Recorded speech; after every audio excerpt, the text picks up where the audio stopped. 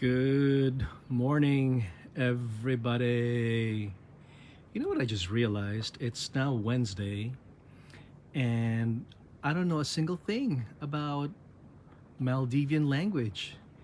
I have to speak to one of the locals how I could say good morning so that the next time I go live, I could share a word or two with everybody. Okay? So, again, I am giving you this live segment coming from outside of our room. So I think you guys saw the bedroom already with the YouTube video that I showed earlier. So just pretend that I'm coming from our bed, and this is really the way it works. I get up, and these are the curtains, and there's sliding doors, and voila, I'm here at my wooden deck. Okay, and there's my backyard. I don't have any grass or sand in my backyard. It's just these beautiful water, clear water. It's especially gorgeous when the sun is shining, and it just brings out the beautiful colors. I will, Budge. I will. I promise. I will. But maybe not right now. Okay? So let's that's my cousin Bojo, of course, daring me to jump into the water. So a few things. I wanted to make sure I talk about the 3 or 4 things that I bulletized on my live segment. So just a few minutes ago, I posted about Ethan, my son, who is now 21 years old, about him having a conversation with his girlfriend and his girlfriend's parents who want to go to Hawaii, and they want to begin using points to travel to Hawaii because they know that we go there, gosh, 3-4 times a year and paying $11 per person. So the girlfriend first, no credit card to her name, and so Ethan suggested that just like him, Daddy helped Ethan get started by getting the Discover IT card. He got approved right away on his own merit. Daddy did not have to add his name nor mommy's name on Ethan's credit card application. I think he was only 19 at the time. And then 3 or 4 months later, in January, he was pre-approved by Chase for the Chase Sapphire Preferred, and so this, I mean, I've never seen this happen, but within 3 or 4 months, you know, he was given the opportunity to apply for the card, and instead of using Chase's link, he used mommy's referral link, and so Ethan won by getting his own Chase Sapphire Preferred. He got a bonus. Mommy also got a bonus. All right, and now we're talking about his girlfriend's parents who want to get a Southwest card. And Ethan goes that maybe that's probably not the best idea, that maybe getting the CSP will be a better idea. And so sure enough, I asked him, well, why do you think it is?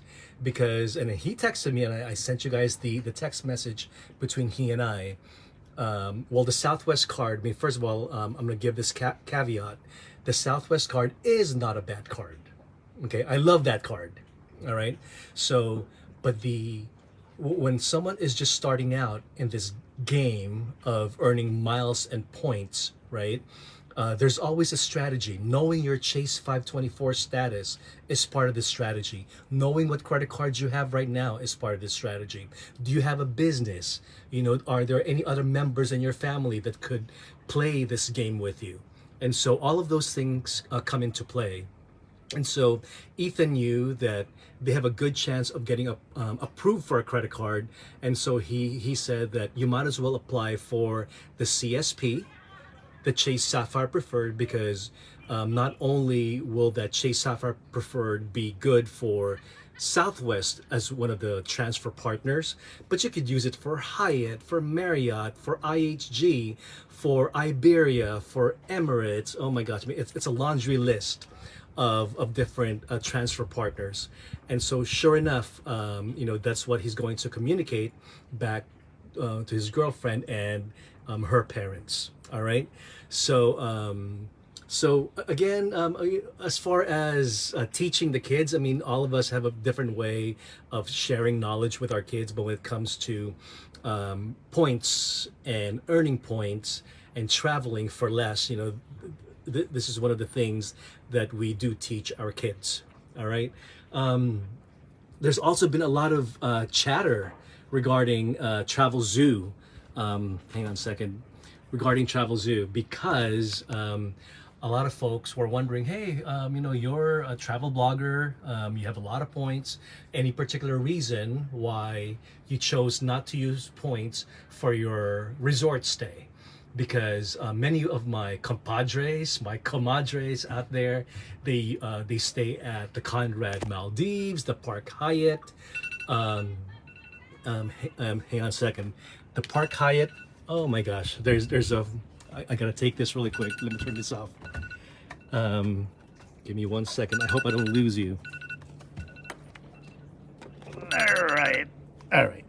So everyone's wondering why did we choose to book with Travel Zoo? And really, at the end of the day, it's really just a matter of personal choice.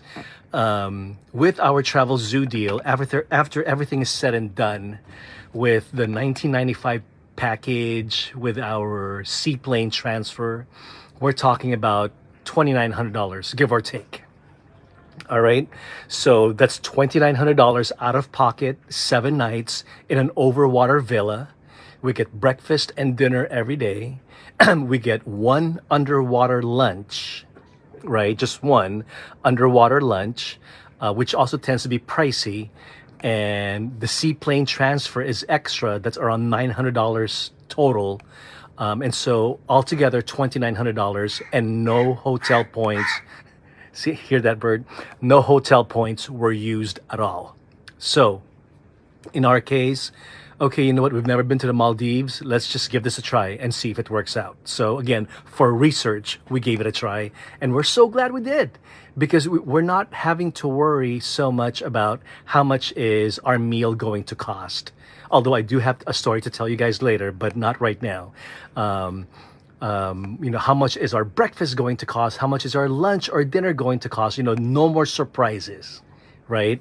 And so there are definitely, I have points with Hilton, with Hyatt, with Marriott, with IHG, and there are resorts here under those hotel resorts umbrella.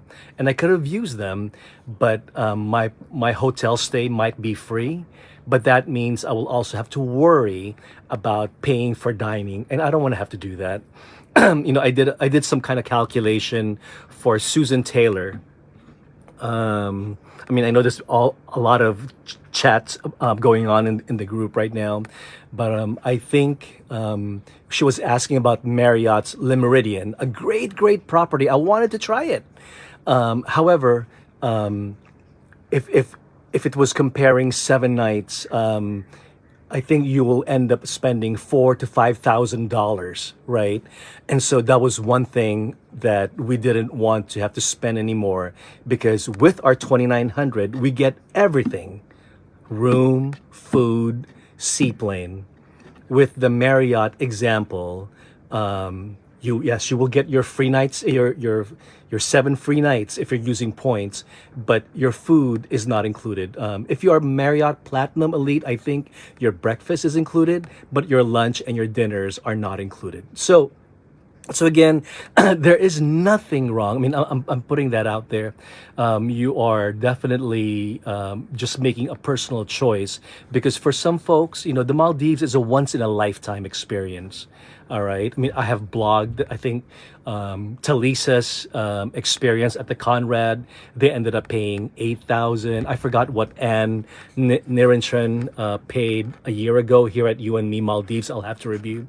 But But in all situations, and I think another person in our group, Beverly Santiago, also went to the Maldives not too long ago. I mean, it's a bucket list trip, and so you kind of know going in, that it's probably not going to be inexpensive. And so a lot of these folks know going in that there's going to be some cost attached. And so they're ready for it. So depending on what you choose, whether you choose a travel zoo deal or whether you choose to use your points, just know that the meals are not automatically covered. I think the only meals that are usually covered is breakfast, depending on your hotel status. So just keep that in mind and factor that in, because it could make or break your vacation experience if you're having to shorten yourself because, oh, the dinner's going to cost too much or the breakfast is going to cost extra, etc. So just keep that in mind. All right. Recap about yesterday. I mean, I think yesterday was the laziest day I've had in years. I had that interview with Drew. Well, you know what? Knowing that I spent very early morning with Drew and all of you guys last night on our interview with Drew for about a good hour, that really was at 8 a.m. my time, I think. So I did that. We had breakfast, and then we swam, snorkeled a little bit, and then we had our white picture taking. And then after that, around 1 o'clock in the afternoon, guys, I was just dead tired. I just went to bed and just napped until it was time for dinner. I mean, I did not want to get up. I did not want to read. I just went, got ready for dinner around 6:30, and we had a sushi night dinner last night. And I'll share pictures later. All right. Today will be different.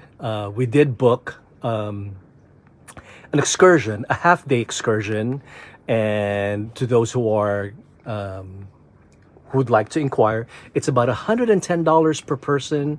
We're going to be taken to an island. We're going to be snorkeling, and I think it's like a dolphin cruise as well. And so it's going to be packed 4 or 5 hours later on this morning.